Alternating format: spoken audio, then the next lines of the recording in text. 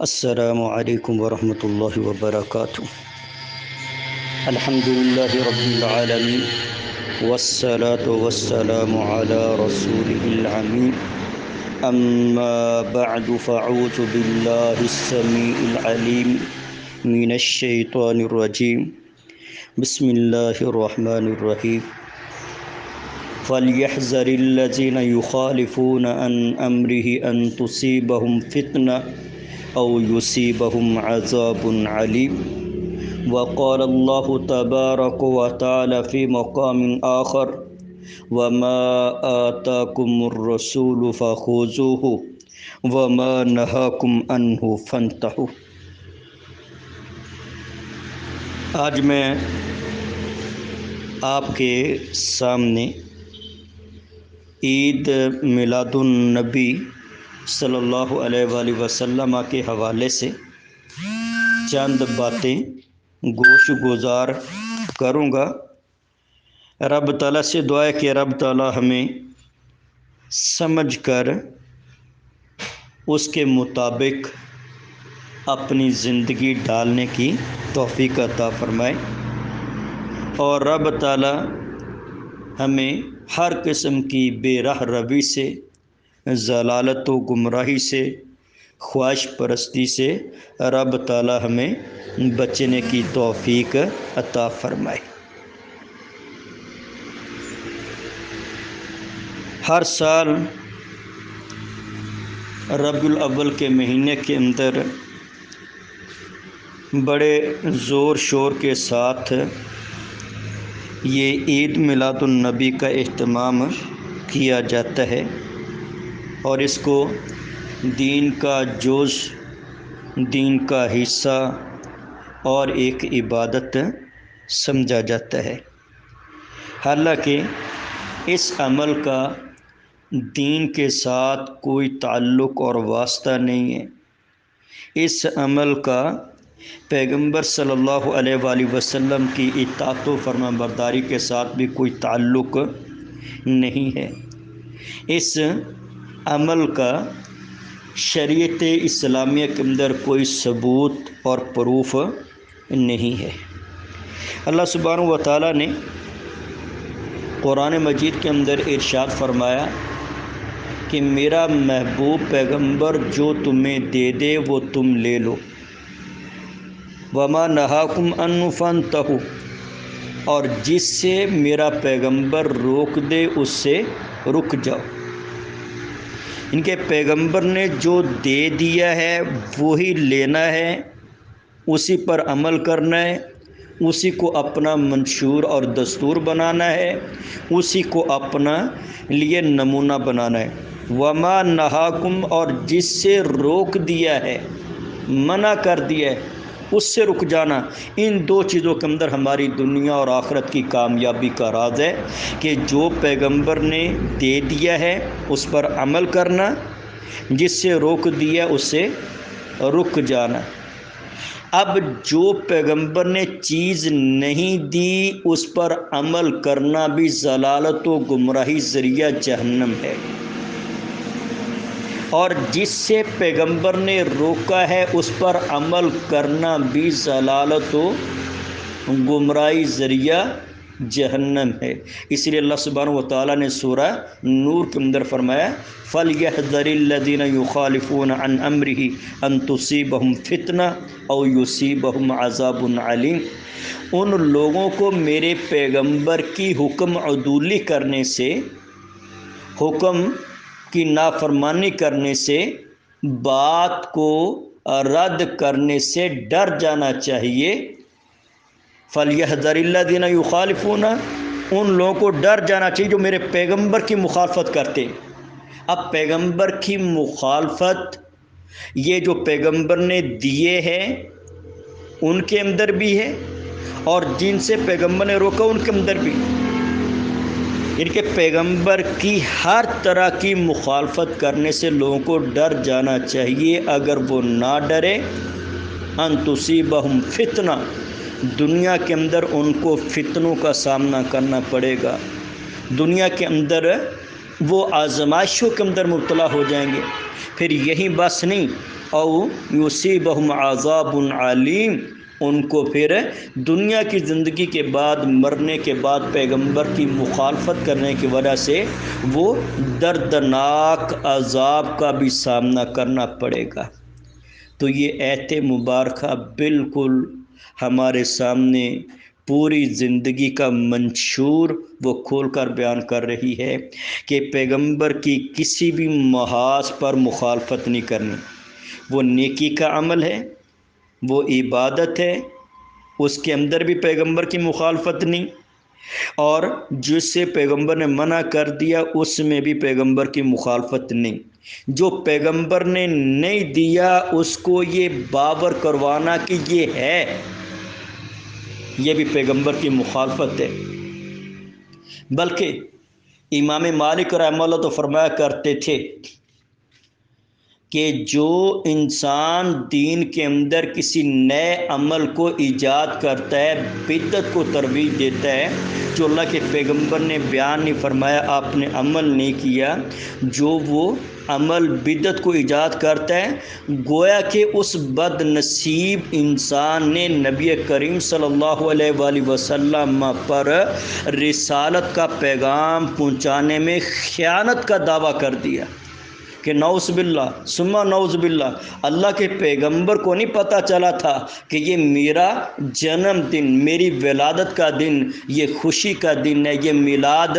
کا دن ہے، یہ محفل منانے کا دن ہے۔ اب کوئی بعد میں من چلا وہ سر پھیرا اٹھ کر کہہ دے کہ یہ خوشی کا دن ہے، تو گویا کہ اللہ کے پیغمبر نے پوری اپنی دور نبوت کے اندر اس کا اظہار نہیں فرمایا، صحابہ نے کبھی کیا نہیں، تو اب کوئی بندہ کہے گا کہ یہ بھی نیک عمل ہے، یہ بھی عبادت ہے، تو گویا کہ اس نے محمد صلی اللہ علیہ وسلم پر امام مالک کے بیان کے مطابق اور رحمہ اللہ ان کے بیان کے مطابق اس نے اللہ کے پیغمبر پر رسالت کا پیغام پہنچانے میں خیانت کا دعویٰ کر دیا ہے کہ نعوذ باللہ اللہ کے پیغمبر نے اللہ کا پیغام پہنچانے میں، شرعی احکام پہنچانے میں خیانت کا ارتکاب کیا۔ نعوذ باللہ آپ تو نہیں پہنچا سکے، میں یہ عمل کر کے ثابت کر رہا ہوں، یہ بھی دین کا ایک عمل ہے۔ تو لہذا یہ اپنی طرف سے دین کے اندر نہ کوئی عمل داخل کیا جا سکتا ہے اور نہ کسی ثابت شدہ عمل کو نکالا جا سکتا ہے۔ اور اللہ کے پیغمبر کے حجۃ الوداع کے موقع پر الیوم اکملت لکم دینکم واتممت علیکم نعمتی ورضیت لکم الاسلام دینا، یہ آیات اتر گئی تھی میدان عرفات کے اندر۔ دین اسلام حجۃ الوداع کے موقع پر سارے احکام و مسائل وہ مکمل کر دیا گیا، کمپلیٹ کر دیا گیا، وہ اکمال بھی ہے اور اتمام نعمت بھی ہے، اکمال دین دونوں کر دیے گئے ہیں۔ اب کوئی چیز اس کے اندر نہ داخل کی جا سکتی ہے اور نہ خارج کی جا سکتی ہے، تو لہذا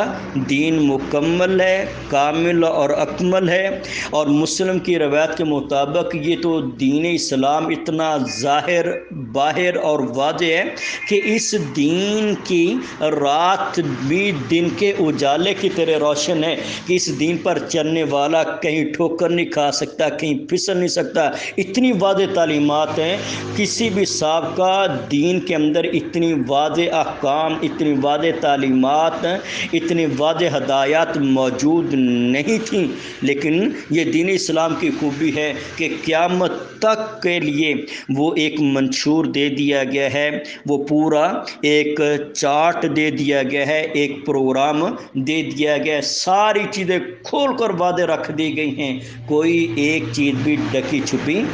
نہیں ہے۔ اگر عید میلاد النبی بھی دین کا حصہ ہوتی، دین کا عمل ہوتی، تو اللہ کے پیغمبر اپنے 23 سالہ دور نبوت کے اندر کم از کم ایک دفعہ بیان جواز کے لیے ضرور آپ عید میلاد النبی کا اہتمام کرتے، جبکہ پوری آپ کی حیات طیبہ جس کو اللہ تعالیٰ نے ہمارے لیے لقد کان لکم فی رسول اللہ اسوۃ حسنہ قرار دیا، آپ کی پوری زندگی کے اندر ایک بھی ایسا موقع نہیں ہے کہ اللہ کے پیغمبر نے اس مروجہ طریقے کے مطابق آپ نے عید میلاد منانے کا اہتمام کیا ہو، اس طرح آپ نے جلسے جلوس نکالے ہوئے ہوں اور ایسے خوشی کا سما باندھا ہو، کوئی ثبوت نہیں ہے۔ بلکہ اللہ کے پیغمبر کا کیا طریقہ کار تھا، وہ صحیح مسلم کے اندر حدیث ہے، نبی کریم صلی اللہ علیہ وآلہ وسلم سے سوموار کے دن کے روزے کے بارے میں پوچھا گیا تو آپ نے فرمایا کہ میں اس دن پیدا ہوا تھا اور اسی دن مجھے پیغمبر بنا کر مبعوث کیا گیا اور اسی دن میں مجھ پر وحی نازل کی گئی، یعنی کہ مقام نبوت پر فائز کیا گیا، تو میں شکرانے کے طور پر رب تعالیٰ کے حضور روزہ رکھ کر اس کا شکریہ ادا کرتا ہوں۔ یہ ہے اصل میں منانے کا طریقہ کہ اللہ کے پیغمبر کی ولادت والے دن وہ روزہ رکھا جائے، یہ اللہ کے پیغمبر کی اتباع ہے۔ یہ آپ سے ثابت ہے کہ آپ کی ولادت وہ سوموار والے دن ہوئی، سوموار والے دن ہی آپ کو مقام نبوت پر فائز کیا گیا اور آپ پر قرآن کی وحی نازل کی گئی، تو آپ اس دن کے شکرانے کے طور پر اللہ کے حضور روزے کا نذرانہ پیش کیا کرتے تھے۔ اللہ کے پیغمبر تو اس دن اللہ کا شکر ادا کرتے ہوئے بھوک سے کاٹیں، اور ہم پیغمبر کے ماننے والے، پیغمبر کی محبت کے دعوے دار، وہ ہم طرح طرح کے کھانے پکائیں، بانٹیں، ہلا شیریاں کریں، وہ نعرے بازیں کریں، فتنہ فساد روڈ کو بلا کرے، راستوں کو بلا کرے، اور ہم اس طرح کے کام کریں، اور ہمارے پیغمبر کا یہ اسوہ ہی نہیں، جبکہ اللہ سبحانہ و تعالیٰ نے بعد والے لوگوں کے عمل کو اسوہ نہیں قرار دیا، بلکہ اللہ سبحانہ و تعالیٰ نے ہمارے پیغمبر کے اسوہ کو ہمارے لیے نمونہ قرار دیا، آپ کی حیات طیبہ کو۔ لقد کان لکم رسول اللہ فی رسول اللہ اسوۃ حسنہ، تمہارے لیے رسول اکرم صلی اللہ علیہ وآلہ وسلم کی زندگی کے اندر، حیات طیبہ کے اندر بہترین نمونہ موجود ہے۔ تو اب اللہ کے پیغمبر سے اپنا جنم دن، اپنی پیدائش کا دن روزہ رکھ کر منانے کا ثبوت ہے، نہ کہ بازاروں کے اندر، گلیوں کے اندر نکل کر یہ وہ شور و گل کر کے منانا اللہ کے پیغمبر سے ثابت ہے۔ یہ تو فضول رسم و رواج ہے، یہ فضول خرچیاں ہیں، دین اسلام تو ان کی اجازت ہی نہیں دیتا ہے کہ گلیاں سجائے جا رہے ہیں، بازار سجائے جا رہے ہیں، اور پڑھا جا رہا ہے سونا آیا تے سج گئے نے گلیاں تے بازار۔ وہ کیا اللہ کے پیغمبر اس لیے آئے تھے گلیاں اور بازاروں کو سجانے کے لیے آئے تھے؟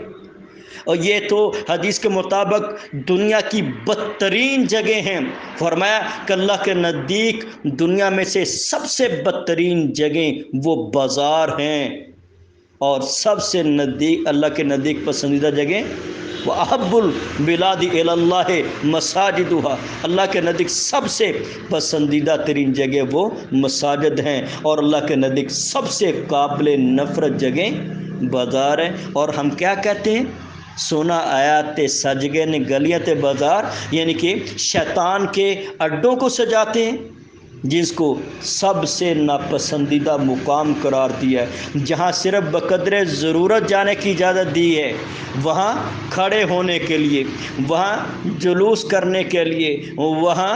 بیٹھنے کے لیے اجازت نہیں، صرف ضرورت کے لیے جائیں، سودا سلف لے کر آئیں، کیونکہ بازاروں کے اندر بہت کمیاں کوتاہی ہو جاتی ہیں، بہت مسٹیک ہو جاتی ہیں، اس لیے ان کو ناپسندیدہ جگہ قرار دیے گئے۔ ہاں، مساجد کے اندر ٹائم گزرنا چاہیے، مساجد کے اندر ذکر کیے جائے، تلاوت قرآن، نمازوں کا اہتمام کیا جائے، تو اللہ کے پیغمبر نے تو ان جگہوں کو سب سے ناپسندیدہ قرار دیا ہے جن پر آج ایک ایک گلی کے اندر لاکھوں کے حساب سے پیسہ لگایا جاتا ہے، اور کس پر لگایا جاتا ہے؟ جھنڈیوں پر لگایا جاتا ہے، اور یہ کپڑوں پر لگایا جاتا ہے،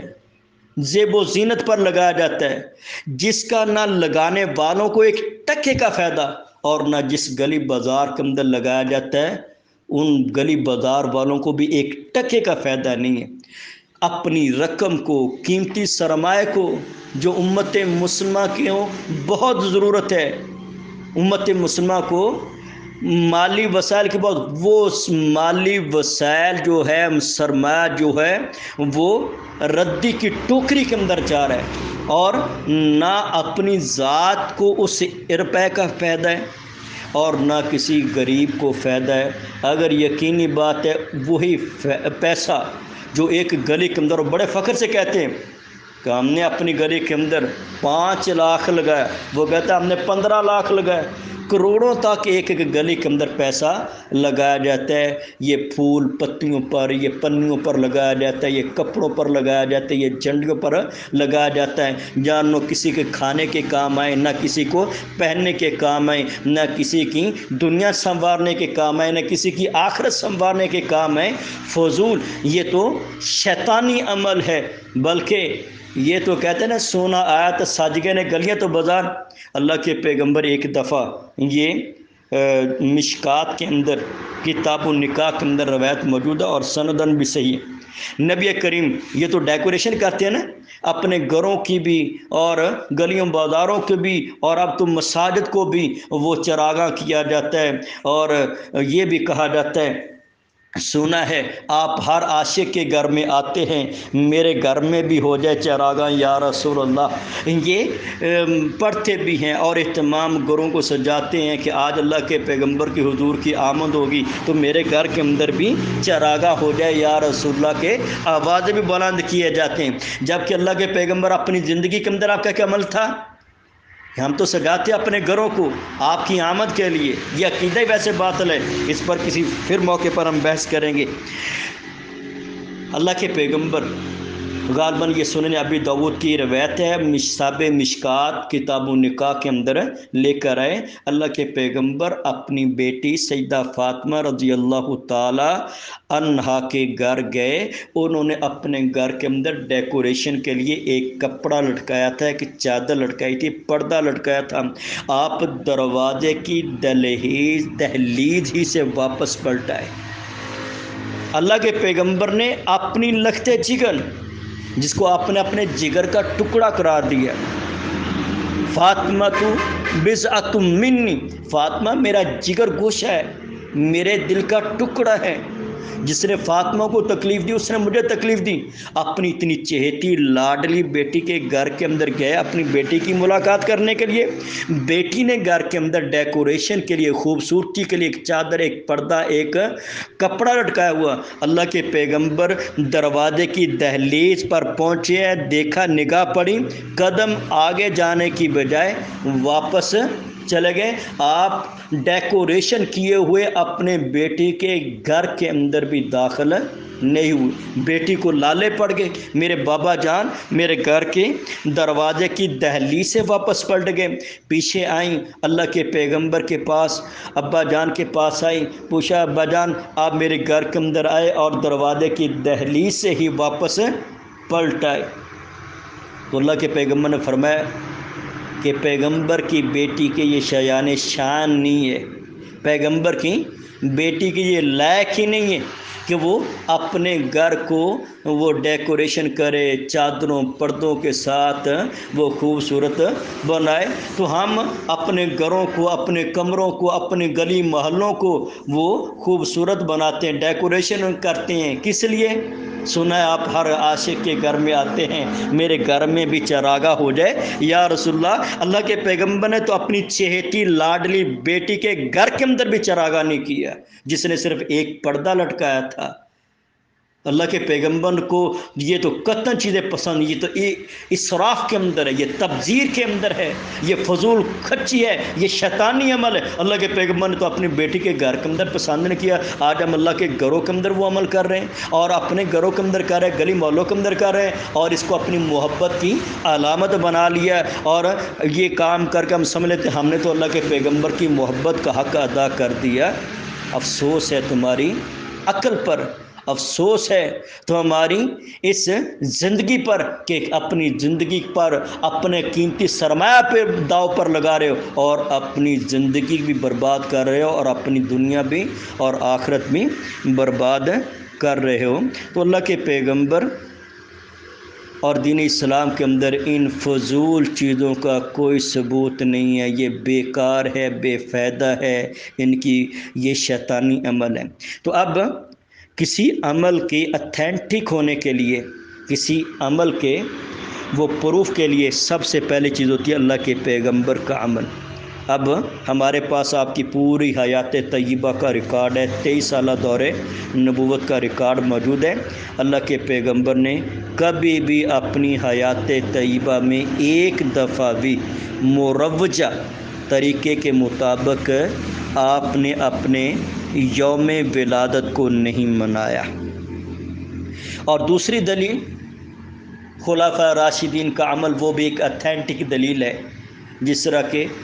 جامع ترمذی کے اندر ارباز بن ساریہ رضی اللہ تعالی عنہ کی روایت ہے کہ رسول اکرم صلی اللہ علیہ وآلہ وسلم نے ایک دفعہ آپ نے پند و نصیحت کیا، واعظ کیا اور بڑا ہی دردانہ دل والا، دل سوز انداز والا، بڑا پر تاثیر اور پر اثر واعظ کیا۔ صحابہ بیان کرتے تھے اللہ کے پیغمبر کا بیان سن کر لگ رہا ہے جس طرح کہ یہ آپ کا الوداعی آخری بیان ہے، اس کے بعد شاید دوبارہ آپ کو بیان کرنے کا موقع نہ ملے۔ تو صحابہ نے کہا اللہ کے پیغمبر آپ ہمیں کوئی ایسی جامع بات بتلا دیجئے کہ آپ کے بعد بھی اس بات پر ہم عمل پیرا رہیں اور ضلالت و گمراہی سے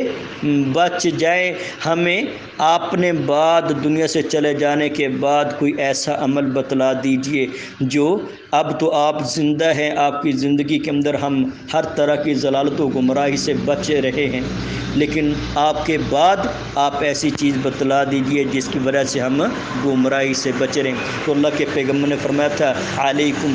بسنتی و سنت خلفاء الراشدین المہدیین، کہ اے میرے صحابہ تم میری سنت کو، میرے طریقے کو، میرے دستور حیات کو، میرے عمل کو مضبوطی سے تھامے رکھنا، اور وسنت خلفاء الراشدین المہدیین، اور میرے ہدایت یافتہ جانشینوں کی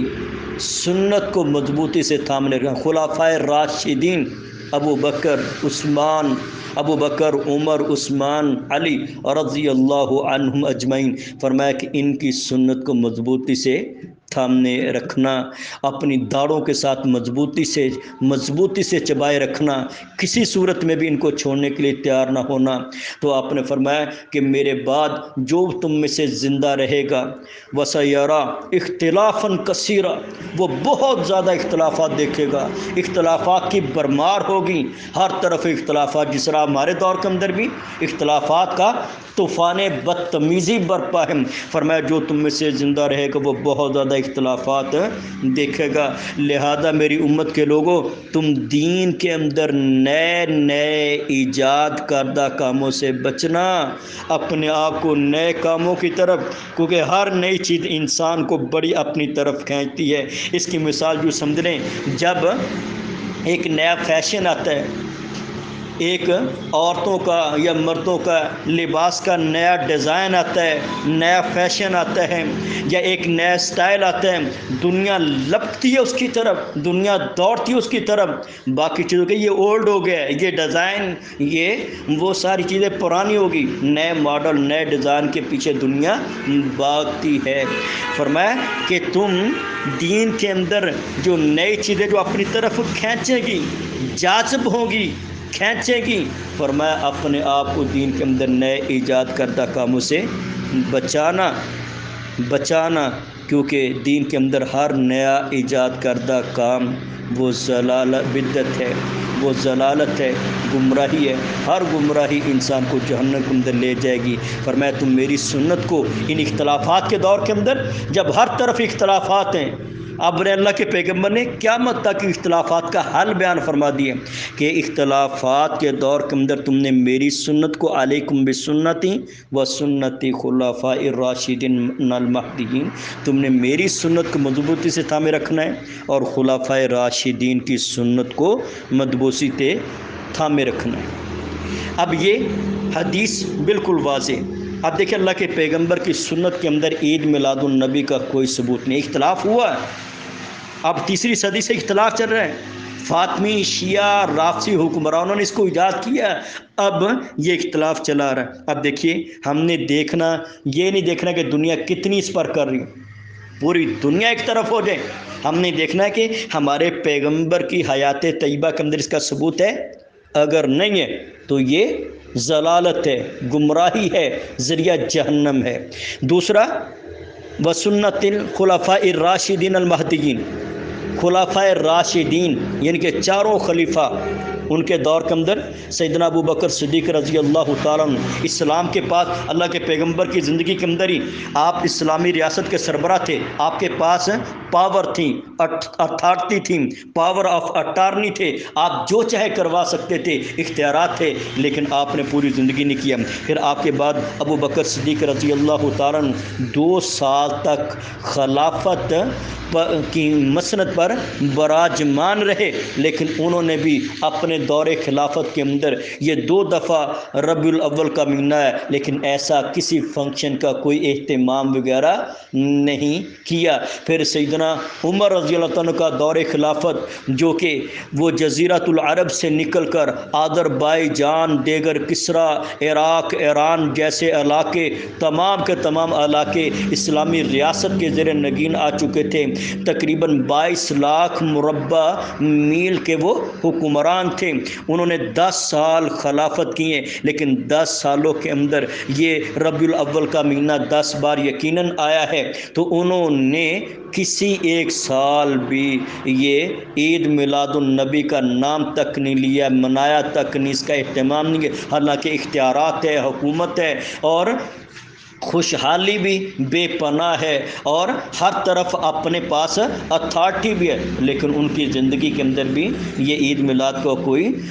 تصور نہیں ملتا، نام و نشان تک نہیں ملتا۔ پھر اس کے بعد تیسرے سیدنا عثمان ذو النورین رضی اللہ تعالیٰ عنہ آ جاتے ہیں، جنہوں نے 12 سال خلافت کی ہے، جن کی زندگی کے اندر 12 دفعہ یہ تقریباً ربیع الاول کا مہینہ آیا، لیکن انہوں نے بھی اپنے 12 سالہ دور خلافت کے اندر اس کا کوئی اہتمام نہیں کیا، کوئی نام و نشان تک نہیں ملتا ہے، ایک چنگیاری تک نہیں ملتی، ایک ذرہ تک نہیں ملتا۔ پھر سیدنا علی رضی اللہ تعالیٰ عنہ، انہوں نے 5 سال دور خلافت انہوں نے حکومت کی ہے، ان کے 5 سالہ دور حکومت کے اندر بھی کہیں بھی عید میلاد کا کوئی تصور ہمیں نظر نہیں آتا۔ تو اللہ کے پیغمبر نے فرمایا اختلافات ہوں گے، جو تم میں سے زندہ رہے گا وہ دیکھے گا اختلافات، تو ان اختلافات کے دور کے اندر تم نے میری سنت کو لازم پکڑنا ہے اور خلفاء راشدین کی سنت کو لازم پکڑنا۔ اب نہ تو عید میلاد کا اللہ کے پیغمبر کی سنت سے ثابت ہے اور نہ خلفاء راشدین کی سنت سے ثابت ہے۔ تو اس سے بھی پتہ چلا کہ یہ ایسا عمل ہے، ایسی بدعت ہے کہ جس کو بڑے خوبصورت انداز میں دین کا جز بنا کر پیش کیا جا رہا ہے، محبت کا معیار بنا کر پیش کیا جا رہا ہے، جبکہ اس کے اندر دین کے اندر اس کا ایک ذرے کے برابر بھی کوئی ثبوت نہیں ہے۔ یہ بدعت ہے، یہ ضلالت ہے، گمراہی ہے۔ اور تیسری طریقے سے ہم اس میلاد کو سمجھتے ہیں، تیسری چیز ہے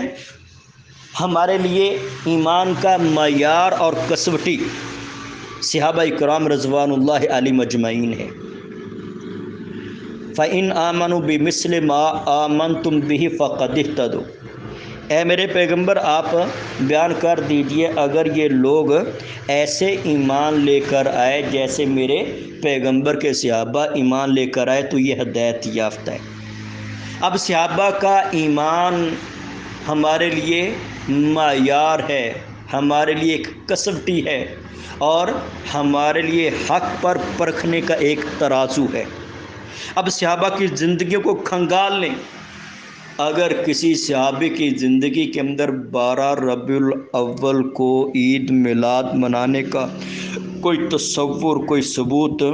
مل جائے تو فابیہا، ورنہ سمجھ لیں کہ اس کا ہمارے دین کے اندر کوئی تصور نہیں ہے، اس کا ہمارے دین کے اندر کوئی ثبوت نہیں ہے، یہ بعد کے دور کی بدعت ایجاد کر لی گئی ہے۔ لہذا صحابہ کی زندگی کے اندر یہ کوئی اس عید میلاد وغیرہ کا کوئی ثبوت نہیں ہے، کوئی تصور وغیرہ نہیں ہے۔ تو یہ تیسری دلیل سے بھی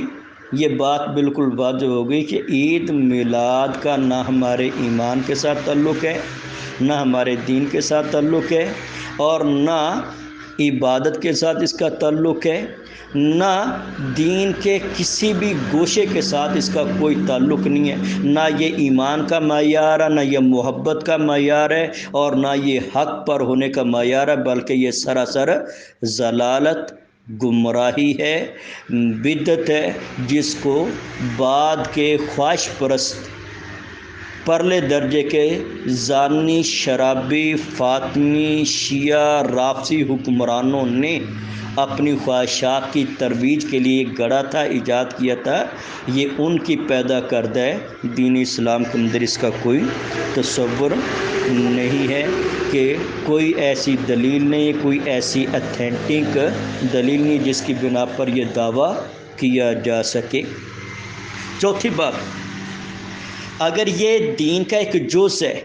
یہ دین میں سے ہے، اسلام میں سے ہے، اب جو بھی دین کا عمل ہے اس پر یا تو فرض کا حکم لگایا جاتا ہے، یا اس پر مستحب کا حکم لگایا جاتا ہے، یا مباح کا حکم لگایا جاتا ہے۔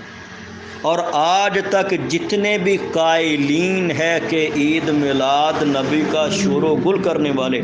وہ ان میں سے کوئی ایک حکم لگا کر بتائیں کہ یہ فرض ہے، یا یہ مستحب ہے،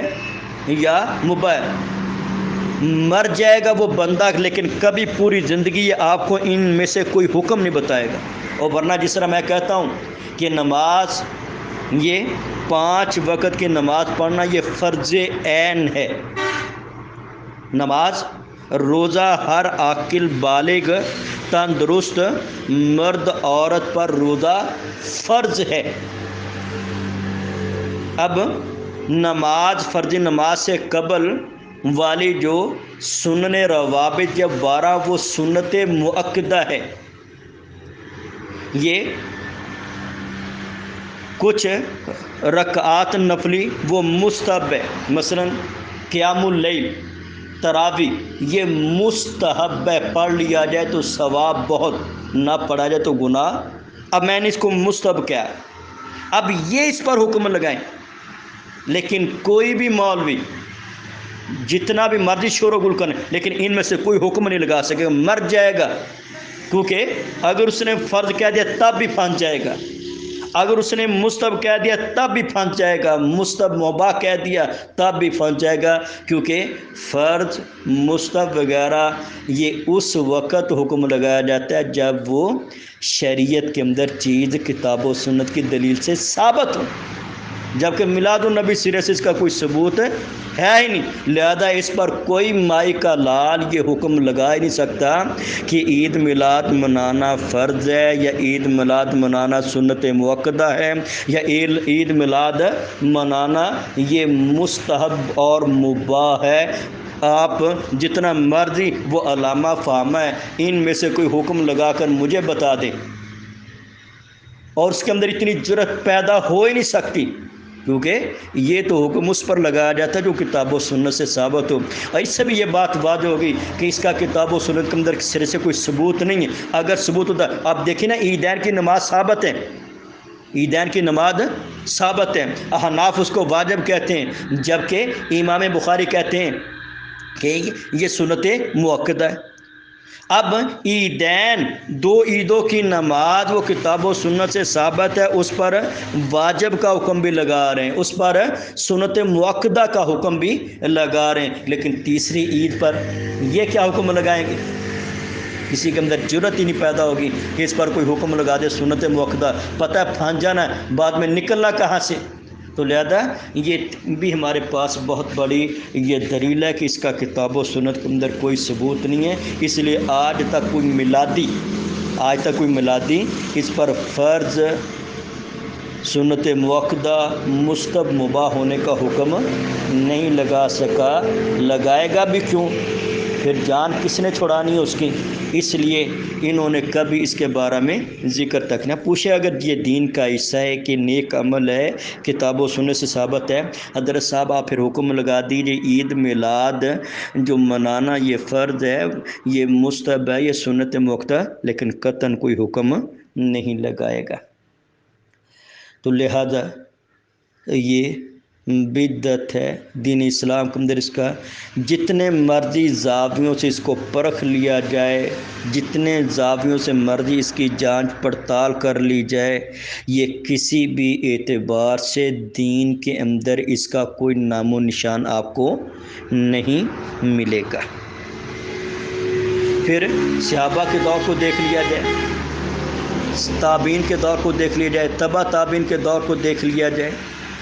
اور ائمہ اربعہ جن کو کہتے ہیں کہ یہ 4 امام برحق ہیں، لیکن آپ کو کسی کی زندگی کے اندر بھی عید میلاد النبی کا کوئی ثبوت نہیں ملے گا. اس لیے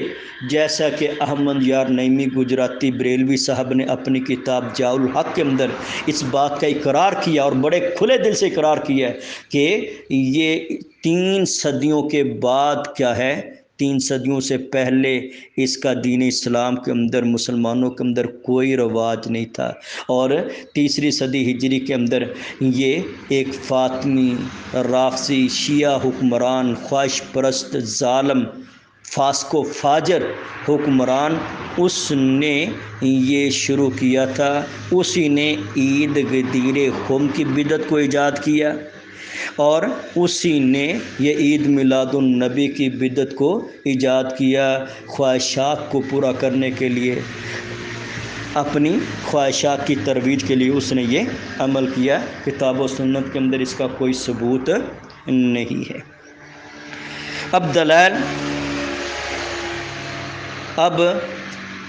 یہ کہہ دینا کہ کتاب و سنت کے اندر یہ منع بھی تو نہیں نا، منع کی دلیل چلے، حالانکہ اس کو ایک عبادت سمجھا جاتا ہے، نیکی کا عمل سمجھا جاتا ہے. اور نیکی کے بارے میں اصول یہ ہے کہ عبادات کے کرنے کی دلیل چاہیے. جو عبادت ہوتی ہے وہ اس کے کرنے کی دلیل چاہیے کہ آیا اس کا کرنے کا کوئی ثبوت ہے. اگر نہیں ہے تو اس کو عبادت کو کہ اس کو عبادت سمجھا جاتا ہے، محبت رسول کا ذریعہ سمجھا جاتا ہے، اللہ کے تقرب کا ذریعہ سمجھا جاتا ہے، اپنے ایمان کا معیار اور کسوٹی اس کو سمجھا جاتا ہے. تو لہذا اس کے اتنا بڑا پروف دیتے ہیں، اس کے کرنے کی دلیل کیا ہے؟ کوئی نہیں ہے. جبکہ کتاب و سنت کے دلائل سے اس کا نہ کرنا ثابت ہے. جس طرح حدیث ہے صحیح بخاری کے اندر اور مسلم کے اندر بھی ہے کہ سیدہ عائشہ رضی اللہ تعالیٰ عنہ بیان فرماتی ہیں کہ جس انسان نے کوئی ایسا عمل کیا جس پر ہمارا عمل نہیں ہے، فَهُوَ رَدٌّ، وہ عمل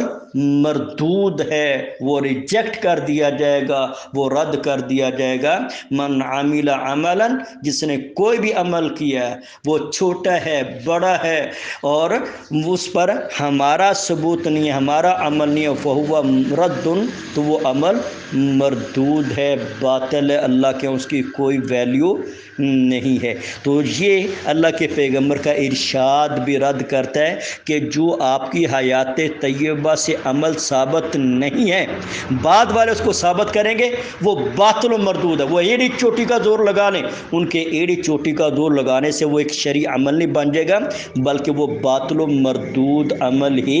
رہے گا. اور قرآن کے اندر ہے وَمَا آتَاكُمُ الرَّسُولُ فَخُذُوهُ وَمَا نَهَاكُمْ عَنْهُ فَانْتَهُوا،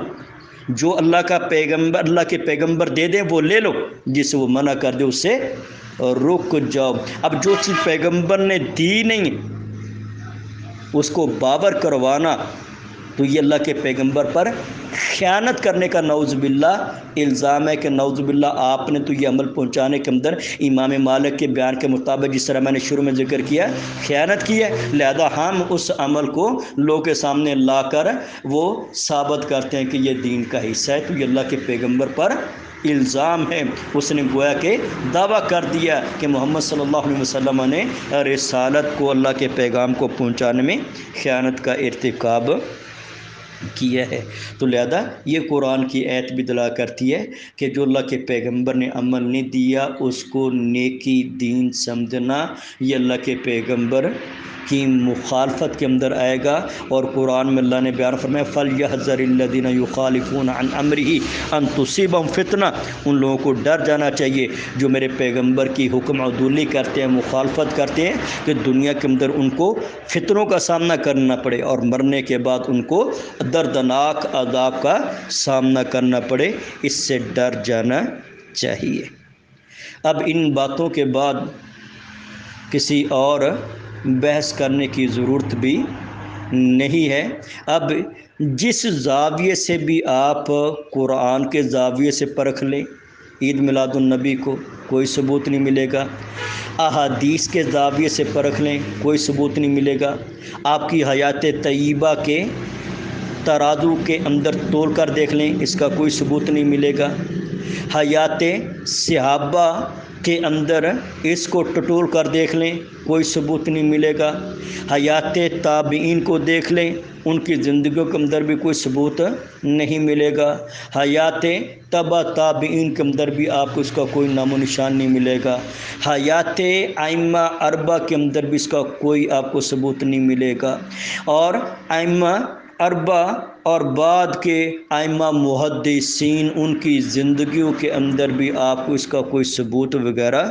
اگر یہ اتنا بڑا نیکی کا عمل ہوتا، اتنا بڑا چوٹی کا عمل ہوتا، یقیناً صحابہ سے بڑھ کر کسی انسان کے دل کے اندر پیغمبر کی محبت اور عقیدت احترام نہیں ہے۔ جو یہ دعویٰ کرتا نا کہ اللہ کے پیغمبر کے بارے میں صحابہ سے بڑھ کر کوئی محب نہیں ہے، صحابہ سے بڑھ کر اللہ کے پیغمبر سے بڑھ کر کوئی محبت کرنے والا نہیں، اگر کوئی ایسا بدنصیب ہے وہ پرلے درجے کا جھوٹا اور کذاب انسان ہے۔ تو سب سے زیادہ محبت کرنے والے اپنے جان مال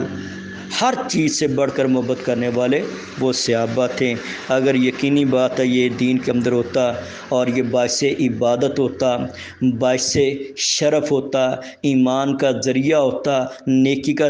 ذریعہ ہوتا، تو سب سے پہلے اس پر صحابہ رضوان اللہ علیہم اجمعین عمل کرتے، جبکہ ہمیں پوری حیات صحابہ کے اندر بھی اس کا کوئی ثبوت وغیرہ نہیں ملتا۔ تو یہ دراصل بعد میں بدعتی لوگوں نے اپنی خواہشات، کیونکہ بدعت ہوتی خواہشات کی ترویج کے لیے، خواہشات کے اندر پروان جو ہے موج میلہ ہوتا ہے، فنکشن ہوتا ہے، وہ کھانے پینے کے اہتمام ہے، ڈشیں بنائی جاتی ہیں، ہلڑ بازیاں ہوتی ہیں، ہلا شیری ہوتی ہے، بعد یہ کام ہوتا ہے اور دنیا اس طرح کے کاموں کے اندر وہ خوش ہوتی ہے، وہ تو اس کو اپنی فریشمنٹ کا ذریعہ سمجھتے۔ یہ عبادت نہیں ہے، یہ بدعت ہے جس کو دین کا ایک جز بنا لیا گیا ہے۔ یہ باتیں میرا خیال ہے سمجھنے کے لیے کافی ہوں گی۔ ھذا ما عندی واللہ عالم بالصواب۔